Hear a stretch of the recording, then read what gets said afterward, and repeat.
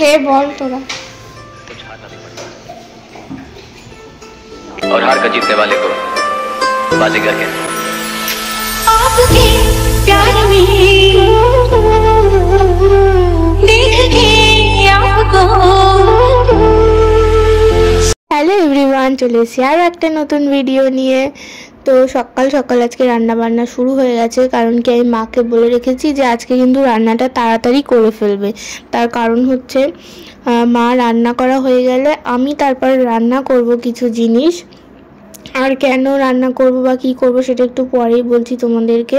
তাই জন্য বেশ সকাল সকালই রান্নাটা হয়ে যাচ্ছে, কারণ ওই দুজনে মিলে রান্নাঘরে একবার মা এদিকে করবে আমি এদিকে করব, অসুবিধা হয় অনেক। যদিও রান্নাঘরটা বড় হলো, কিন্তু এই দুজনে মিলে রান্না করতে আমি বলেছি আগে তুমি করে নেবে, তারপর পরিষ্কার হলে একদম ফাঁকা হলে আমি একা একা করব। তো সেই কারণে মা আগে রান্নাটা করে নিচ্ছে। আর তারপর মাকে তো বলেছি রান্না বান্না হয়ে গেছে, তারপরে আমার এমন ঘুম পাচ্ছিল, আমি বলেছি আর রান্না করব না এখন, আমি পরেই রান্না করব।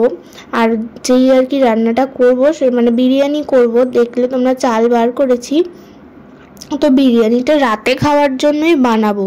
তো সেই কারণে এত সকাল সকাল বানিয়ে লাভও নেই, তাই ভাবলাম আমি ওই বিকেলের দিক করে যদি 3-4 মানে 3টে নয় ওই 4-5টার দিকে যদি বানাই তাহলে তো রাতে খেতেই পারবো।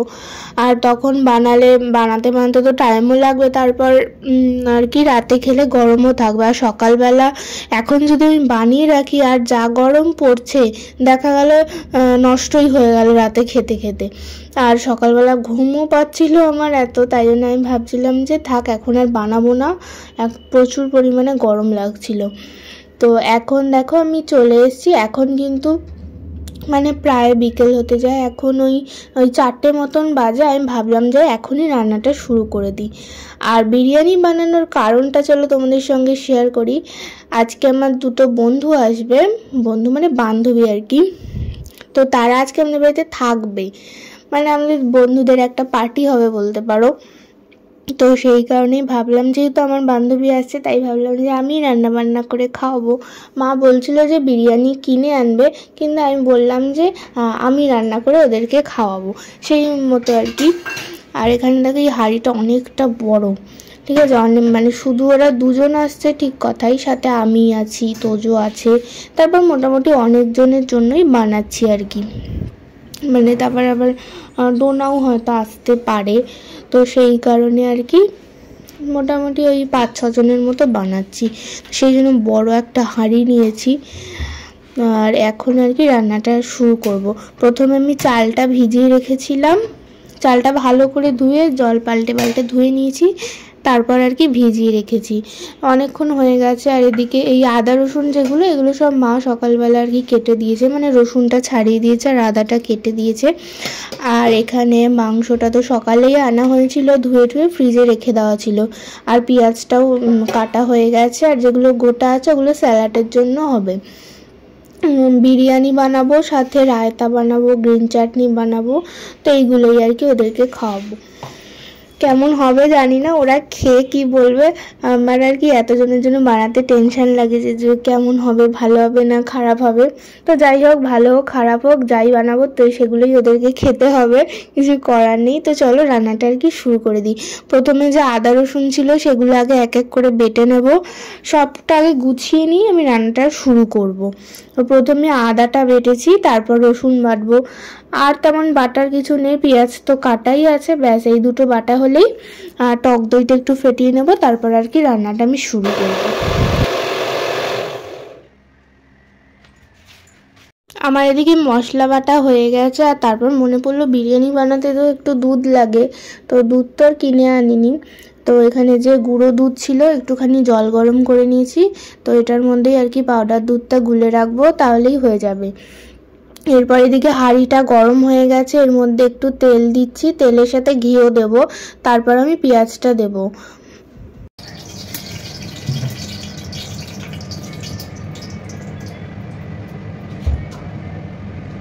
তো এই ঘিটা আজকেই কিনে আনা হয়েছে, পুরো আর কি জমাট বেঁধে গেছে সেই জন্য, আর ওপরটা আর কি লিকুইড মতন, তো সেই জন্য চামচের পেছনটা দিয়ে ভালো করে একটু নাড়িয়ে নিচ্ছি, নাহলে তো ওপরের ওইটুকুই পড়বে। তো এবার নাড়িয়ে নিয়ে এবার সাদা তেল দিয়েছি, কিন্তু সর্ষের তেল দিইনি। তো তেলের মধ্যে প্রথমে ঘি দিয়ে দিয়েছি, মানে আর কি ঘিটা আর হাঁড়িটা দেখেছো কতটা বড়, মানে এত উঁচু হয়ে যাচ্ছে, আমার খুব অসুবিধাই হচ্ছে রান্না করতে যেহেতু অনেকটা বড় হাঁড়িটা তেলে। আর এই দেখো এই জন্য আমি একটা টুল নিয়েছি, টুলের ওপর দাঁড়িয়ে আমাকে রান্নাটা করতে হচ্ছে, কারণ হাঁড়িটা এত উঁচু হয়ে গেছে, মানে আমি দেখতেই পাচ্ছি না যে হাঁড়ির ভিতরে আমি কি দিচ্ছি না দিচ্ছি। আর চালটা অনেকক্ষণ ভিজে গেছে বলে আর পাশের গ্যাস ওভেনটায় আর কি জল বসিয়ে দিয়েছি, ভাতটাও তাহলে হয়ে যাবে। প্রথমে এখানে পেঁয়াজ দিয়েছি, আমি একটু অন্যভাবেই কিন্তু করি বিরিয়ানিটা, আমার মা একরকম করে আমি একরকম করি, আজকেরটা আমি বানাচ্ছি আগেই বললাম। আর এখানে সবগুলো আর কি লেগ পিস আনা হয়েছে বড় বড়। আর এখানে জলটা ফুটছে তো ঢাকনা দিয়ে দিয়েছি, আর ওপরে কিছু গরম মশলা আর নুন রেখেছি, যেটা জলটা ফুটলে ওর মধ্যে দিয়ে দেব, তাহলে আর কি ভাতের মধ্যে সমস্ত আর কি ভাতটা আর কি পরে নুন দিতে হবে না, ভাতটা এখানেই আর কি যতটা নুন হওয়ার হয়ে যাবে। আর গরম মশলা দিলে খুব সুন্দর একটা সেন্ট হয়। এদিকে চালও ফুটে গেছে, আর তারপর আমি এখানে চাল ফুটে গেছে বলছি, জলটা ফুটে গেছে, আমি এখানে চাল দিয়ে দিয়েছি, আর তার আগে তো গরম মশলা দিয়ে দিয়েছি, এর মধ্যে একটুখানি সামান্য ভিনিগার দেব, ব্যাস আর কিছুই দেবো না। এরপর ভাতটা হবে, বেশিক্ষণ টাইম একদমই লাগবে না, চেক করতে হবে, নয়তো আবার যদি গলে যায় তাহলে তো পুরো একদম রান্নাটা হয়ে যাবে।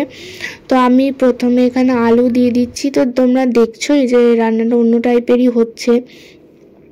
আজকে রেসিপিটা শেয়ার করছি না, কারণ এর আগে বিরিয়ানি আমি বানিয়েছিলাম, তো তখন রেসিপিটা আমি শেয়ার করেছিলাম।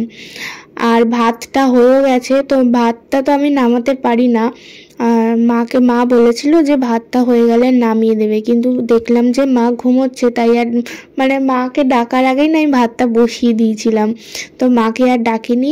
আমি 3টে ঝুড়ি নিয়েছি, অল্প অল্প করে নিয়ে ওর ঝুড়ির মধ্যে আর কি ঢেলেছি, ওর একবারে নিয়ে আর কি উল্টাতে পারি না, তো এইভাবেই নিয়েছি। আর এখন ডাইনিং টেবিলের মধ্যে 3টে ঝুড়ি নিয়ে পেপার পেতে আর কি রেখেছি, পাখা চালিয়ে দিয়েছি, এটা ঠান্ডা হবে। আর মাঝে মাঝে একটু নাড়িয়ে দিচ্ছি, কারণ নিচে যদি জল জল থাকে তো তাহলে শুকিয়ে যাবে। ভাতটা একদম পারফেক্টই হয়েছে, ওই 80% মতন সেদ্ধ করলেই হবে, পুরো যদি সেদ্ধ করা হয় তো দমে বসালে আবার ঘেটে যেতে পারে, তো সেই জন্য ভাতটা কিন্তু খুব বুঝেও করতে হবে, মানে হাঁড়ির সামনে থেকে সরে গেলেই একবার যদি গলে যায় তো পুরো বিরিয়ানিটাই একদম নষ্ট হয়ে যাবে।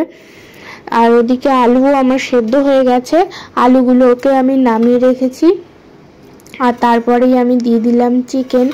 আর এই রেসিপিটা আমি শর্ট ভিডিওতে শেয়ার করব, কারণ কি এর আগে একদিন বড় ভিডিওতে আমি শেয়ার করেছিলাম, মহালয়ার দিন আর কি বানিয়েছিলাম, তো সেদিন বানিয়েছিলাম, সেদিনকার আমি রেসিপিটা শেয়ার করেছি, তাই আজকে আর করছি না, শর্ট ভিডিওতে দিয়ে দেবো। আর এরপর এই রান্না করতে করতে এই 5টা সাড়ে 5টা বাজে, তাই ভাতটা তো হয়ে গেছে, এদিকে গ্যাস ওভেনটাও ফাঁকা, আর তাই জন্য পাশের এই গ্যাস ওভেনটা একটুখানি চা বসিয়েছি। আর এদিকে চিকেনটাও মোটামুটি প্রায় হতেই যায়, এক্ষুনি হয়ে যাবে।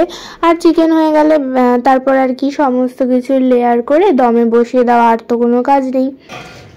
আর এখানে একটু আটা মাখা ছিল, আর আটাগুলোকে এরকম লম্বা লম্বা করে রাখছি, কারণ হাঁড়ির মুখটা তো সিল করতে হবে সেই কারণে। আর মা এতক্ষণ ঘুমোচ্ছিল, এইমাত্র আর কি উঠে এসছে। আমি এই রান্না করতে অনেক বাসন বার করেছি, তো সেগুলো মা সব মেজে দিচ্ছে। আমি এই বাড়িতে কাজ করি,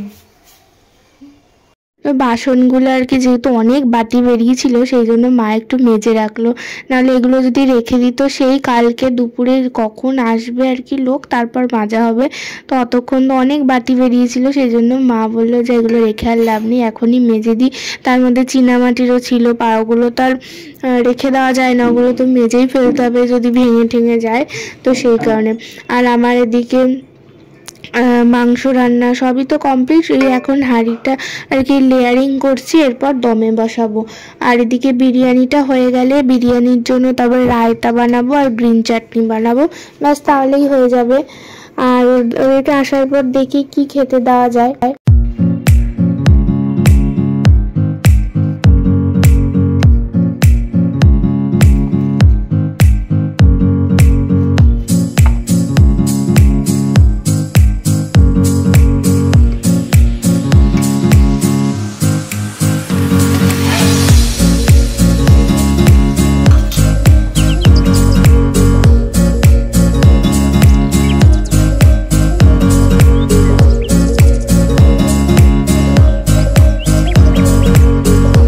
বিরিয়ানিটা দমে বসিয়ে দিয়েছি, একটা চাটুর ওপরে বসিয়েছি যাতে ডাইরেক্ট তাপটা না লাগে, তাতে করে পোড়া ধরে যেতে পারে।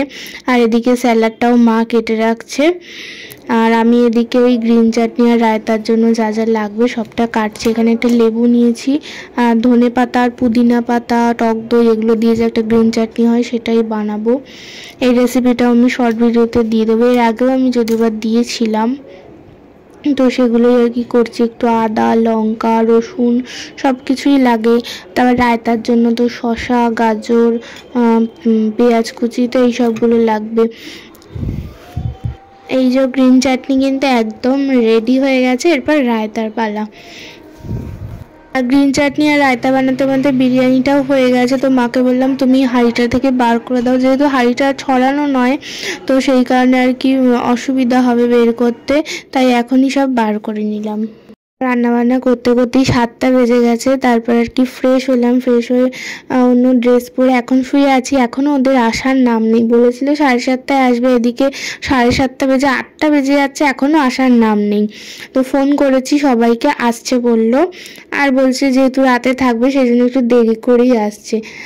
আর ওরা আসার পর ভিডিও করতে ভুলে গেছিলাম, ওদের সাথে গল্প করতে করতে। এই যে দুজন, একজন আমার থেকে ছোট আবার একজন আমার থেকে বড়, কিন্তু সেরকম কোনো আমাদের মনেই হয় না যখন আমরা সবাই আর কি একসঙ্গে থাকি গল্প করি, সেরকম কিছু মনে হয় না। আর সাথে একবার দেখো তোজও যোগদান করেছে, ও তো আমরা সবাই যেখানে ও সেখানে।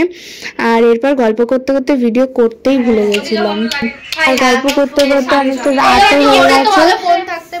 কিছু বলো আমার ব্লগে।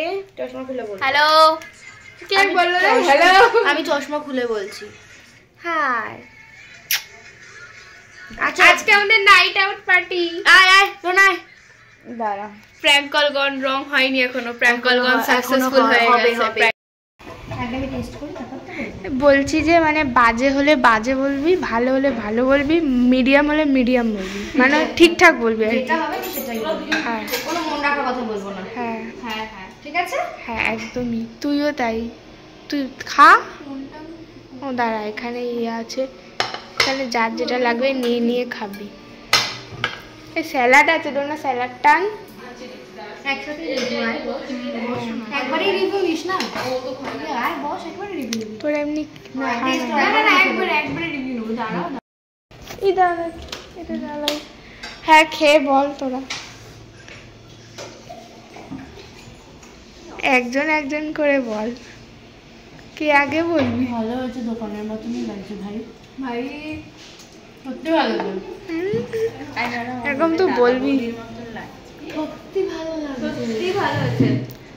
মানে এই বিরিয়ানির সাথে তো চাপও দরকার না, না সিরিয়াসলি যাই হয়তো।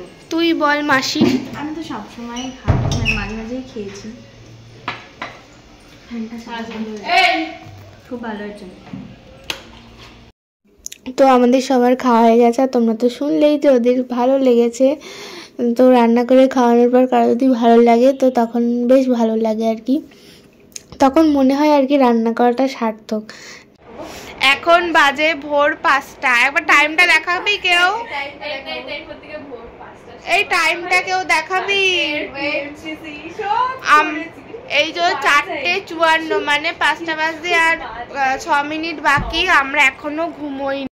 আমরা খেয়ে দিয়ে 12টা থেকে বসেছি, আর এখন বাজে ভোর 5টা, এখনো আমরা ঘুমোতে পারিনি, এখনো আমাদের আলোচনা চলছে, এখনো শেষ হয়নি। এই ঘুমোবো এবার, এই কটায় উঠবো ঘুম থেকে উঠবো কিনা জানি না, সবে তো আমরা ঘুমোতে যাইনি, বাইরে আলো ফুটে গেছে, আর আমরা এখন ঘুমোতে যাবো। আমাদেরকে স্টিল দাও, আমরা যদি এখন কোনটা কেমন লাগে। গুড মর্নিং বলো। Good morning, good afternoon, good afternoon, morning 1:30 বাজে। তো আমরা পরের দিন আমরা শুয়েছি তো আজকে ভোর 5টার সময়, মানে 5টা বেজে গেছিলো, প্রায় 5টা 10-15। তো সেই সময় শুয়ে সবাই এক একটা উঠেছি 12:30টার সময়। তো সেই সময় আর ব্রেকফাস্ট করার টাইম ছিল না, আর মাও আমাদেরকে ডাকেনি, আমরা ঘুমোচ্ছিলাম বলে, ডাকলেও আর কি উঠতাম না। তো একবারে আমরা লাঞ্চ করার জন্য চলে এসেছি, এখন 1টা বাজে। আর আজকে মা রান্না করেছে, অনেক কিছু বেশ রান্না করেছে। আমরা এখন খেতে বসেছি, খুবই খিদে পেয়ে গেছে যেহেতু আমরা সকালে খাইনি, ঘুমোচ্ছিলাম সেই কারণে। স্নান টানও কেউ করিনি, ঘুম থেকে উঠে ফ্রেশ হয়েই আগে সবাই চলে এসেছি ভাত খেতে। আর এই যে এখানে ওরা দুজন বসেছে।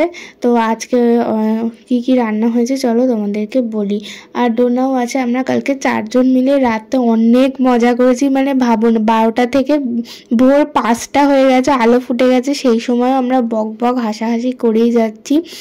এখানে মা সবাইকে খেতে দিয়ে দিয়েছে। আজকে রান্না হয়েছে ভাত, ডাল, পটল ভাজা, বেগুন ভাজা, তারপর হচ্ছে কচুর শাক, আর জন্য কি ছিল কি জানো, ও হ্যাঁ ইলিশ মাছের ভর্তা, তারপর পুঁটি মাছের টক, তারপর হচ্ছে ট্যাংরা মাছ। তো সব কিছু আজকের রান্নাগুলো বেশ ভালো হয়েছিল, আর অনেক আইটেম হয়ে গেছিলো। এত আইটেম দিয়ে আমি যদিও খেতে পারি না, তো ট্যাংরা মাছটা লাস্টে খাইনি, ওটা আর কি রাতে বা কালকে হোক যখনও খেয়ে নেবো।